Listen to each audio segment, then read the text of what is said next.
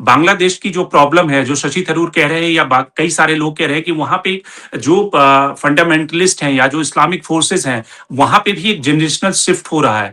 और जो नई जनरेशन के जो लड़के हैं, आपको लगता है कि वो वहाँ की पॉलिटिक्स को, जिसको कहते हैं कि राइट विंग वहाँ के इस्लामिस्ट हैं, वो कहीं न कहीं एक टेक ओवर बांग्लादेश की पॉलिटिक्स में उसका उभार देखने को मिल रहा है। आप बांग्लादेश की इस प्रॉब्लम को कैसे देखते हैं? और जिस तरह का रिसेंट जो वायलेंस शुरू हुआ है हादी के एक तरह से हत्या के बाद, उसका क्या रिpercussion आप देखते हैं? अ, देखिए, बांग्लादेश में जो अभी जो चल रहा है, वहाँ पे जो complete take over right wing का है, कॉम्पिटिटिव एटमॉस्फेयर राइट विंग्स ने क्रिएट किया है अमंग देमसेल्व्स। उन्हें आपस में ही वो डोमिनेंस की लड़ाई है। मैं जो समझ रहा हूँ कि जो देखिए अभी जो हादी थे, हादी वो जमात इस्लामी से निकला निकला हुआ बंदा था वो, और वो उनकी जो भाषा थी, उनकी जो सोच थी, उनकी राजनीतिक जो विचारधारा थी, वो सेकुलर नहीं थी। वो जो बंगाली नेशनलिज्म जिस बेसिस पे बांग्लादेश बना, उस स्पिरिट में नहीं थी। वो उसी सोच को प्रखर करती थी, उसी सोच को आगे बढ़ाती थी जो जमात इस्लामी जैसे संगठन है, जो हमेशा ये मानती रही कि बांग्लादेश को एक इस्लामिक कंट्री होना चाहिए। वो उसी सोच को आगे बढ़ाते थे और उसी दिशा में वो काम करते थे। और जो जो उनकी भाषा थी, जो शैली थी और जो अटैक था, आप देखिए उन्हें इस पे शेख हसीना की पार्टी अवामी लीग पे, प्लस जितने भी सिंबल्स थे इंडिपेंडेंस के, सारे स्टूडेंट्स लोगों ने ही और जमात इस्लामी के लोगों ने ही फ्रीडम फ्रीडम स्ट्रगल के जितने भी सिंबल्स थे, शेख मुजीबुर रहमान के जितने भी निशानी थी, सबको खत्म करने की कोशिश की। तो वो एक लड़ाई थी। अब क्या है इसमें जो मैं समझ पा रहा हूँ कि देखिए अब 17 साल के बाद बीएनपी में एक जनरेशनल शिफ्ट हो रहा है। तारिक रहमान जो खालिदा जिया के बेटे हैं, पहली दफा वो बांग्लादेश आ रहे हैं और वो बीएनपी के लीडरशिप को टेक ओवर करेंगे। और बीएनपी अभी जो हिसाब किताब है, उसमें बीएनपी एक एक समझिए फेवरेट है सरकार बनाने सरकार बनाने की लड़ाई में।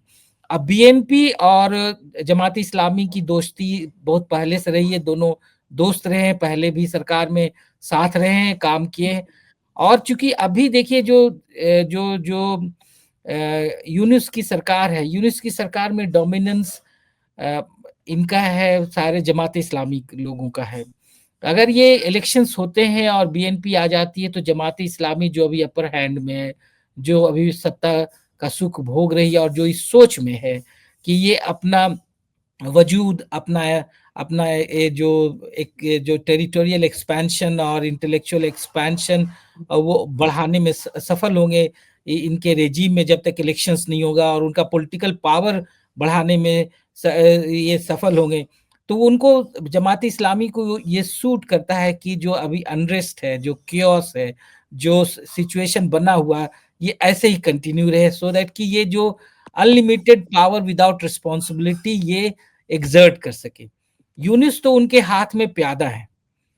तो यूनुस जानते हैं कि अगर थोड़ा सा भी चूचा करेंगे जमात इस्लामी के खिलाफ, तो एक सेकंड में वो हट जाएंगे उस ओहदे से।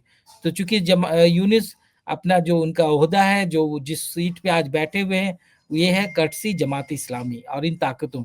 तो ये ताकत ये कोशिश कर रही है कि ये अभी ये अनसर्टेनिटी, अनिश्चितता देश में बना रहे, और ये है कि ये कंटिन्यू रहे, सो दैट कि बीएनपी अभी सत्ता में काबिज ना हो। लेकिन सिचुएशन ये है कि जो अब इलेक्शंस नहीं होंगे तो ज्यादा क्योस होंगे।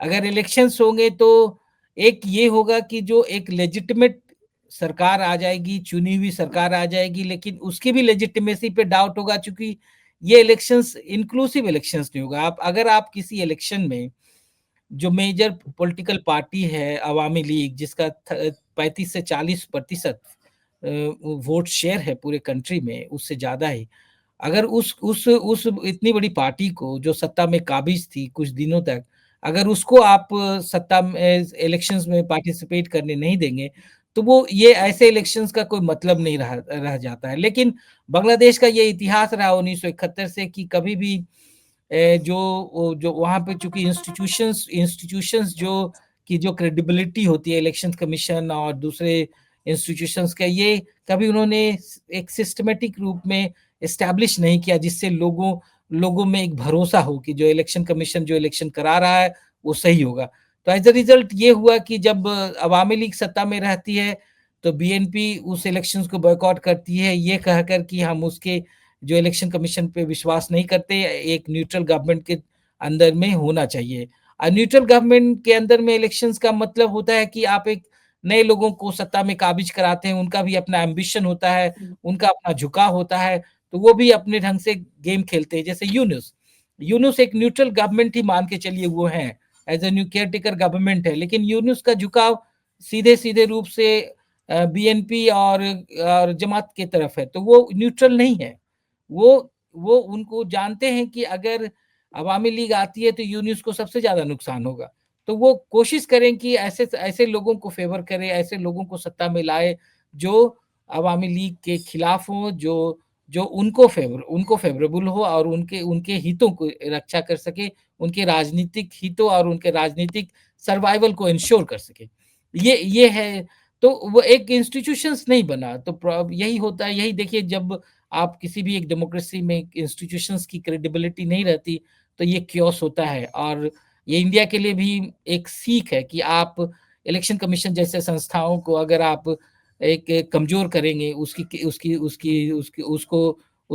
क्रेडिबिलिटी को ख़त्म करेंगे, तो यही chaos कहीं भी हो सकता है, इंडिया में भी हो सकता है।